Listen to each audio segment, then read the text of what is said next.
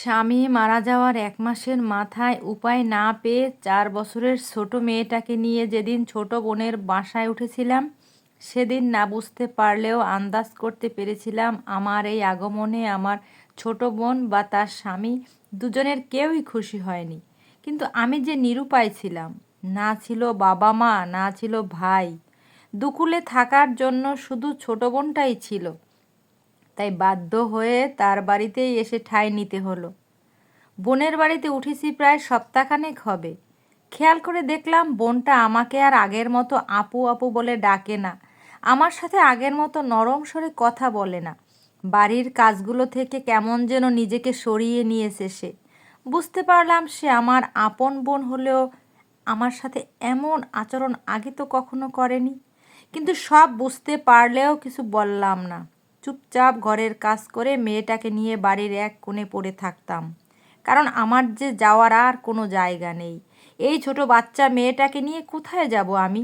তাই মুখ বুজে বোনের বাড়িতেই পড়ে রইলাম। একদিন রাতে থালা বাসন ধুয়ে রুমে আসার সময় বোনের রুম থেকে কিছু কথা কানে এসে লাগলো। বুঝলাম তারা আমাকে নিয়েই কথা বলছে।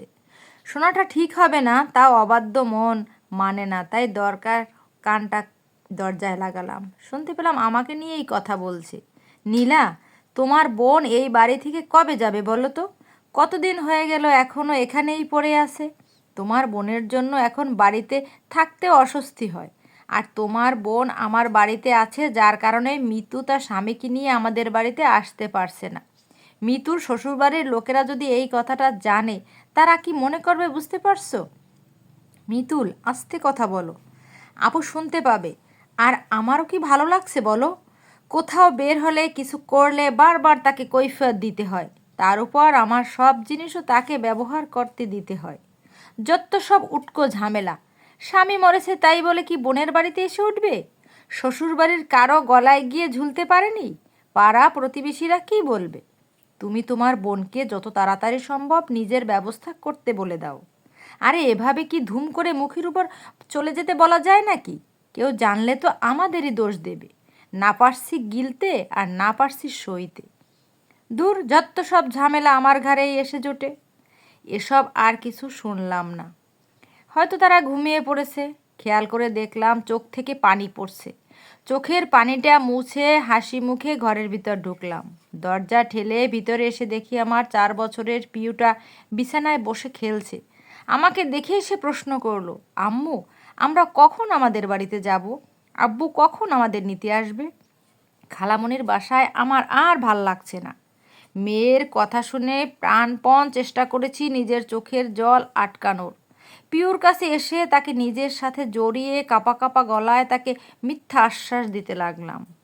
আসবে সোনা, আসবে। তোমার আব্বু কিছুদিন পরই চলে আসবে। এখন তুমি ঘুমাও মামনি।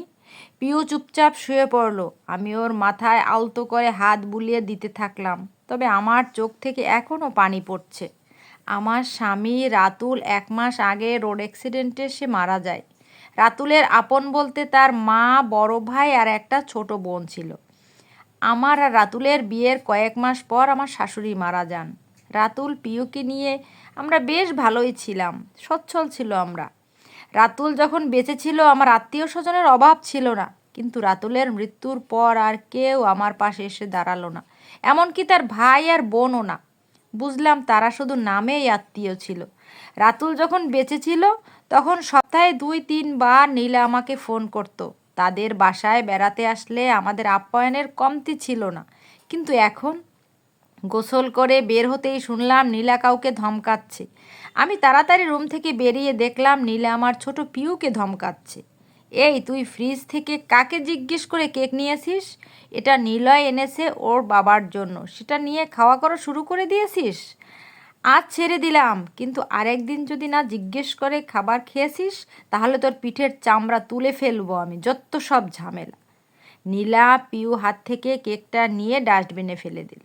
আমি সামনে এগিয়ে গেলাম না, ঠায় দরজার কাছে দাঁড়িয়ে রইলাম। নীলা চাইলেই কিন্তু কেকটা আমার মেয়েটাকে দিতে পারতো, কিন্তু সে তা না করে কেকটা ডাস্টবিনে ফেলে দিল। এখন প্রায় বিকেল 3:30। আমি আমার সব জিনিসপত্র গুছিয়ে নিলাম। আর যাই হোক, যে বাড়িতে আমার মেয়েটাকে সামান্য কেক খাওয়ার জন্য কথা শুনতে হয়, সে বাড়ি আমি আর আশ্রয় নেব না। মানুষের বাড়িতে কাজ করে রোজগার করব, তাও আর অন্যের উপর নির্ভরশীল থাকব না। আচ্ছা, টাকাই কি সব? টাকা ছাড়া কি কারোর সাথে সম্পর্ক রাখা যায় না? পরক্ষণেই নিজের মনকে বললাম, হ্যাঁ, দুনিয়াতে এখন টাকাই সব। টাকা ছাড়া যে মানুষের কোনো মূল্য নেই, রাতুলের মৃত্যুর পর সেটা আমাকে চোখ আঙ্গুল দিয়ে দেখিয়ে দিয়েছে সবাই। নীলা আর তার স্বামী চাইলেই আমাকে সাহায্য করতে পারত, তাদের সে সামর্থ্য আছে, কিন্তু তারা তা করলো না। নীলার স্বামীর কথা না হয় বাদই দিলাম, নীলা তো আমার নিজের বোন, সে কী করে আমার এই দুঃসময়ে এরকমটা করতে পারলো? সে কিন্তু চাইলেই তার স্বামীকে বুঝিয়ে আমাদের তার বাসায় রাখতে পারতো, কিন্তু সে উল্টো আমার বাচ্চাটার সাথে খারাপ ব্যবহার করছে। ঠিক আছে, থাকো তোমরা তোমাদের টাকা নিয়ে। যে টাকার জন্য তোমরা আমাদের সাথে সম্পর্কটা শেষ করলে, একদিন সেই টাকার জন্যই তোমরা আমাদের সাথে আত্মীয়তা করতে আসবে। এগুলো ভাবতে ভাবতেই ছোট পিউকে নিয়ে জীবন যুদ্ধে নেমে পড়লাম।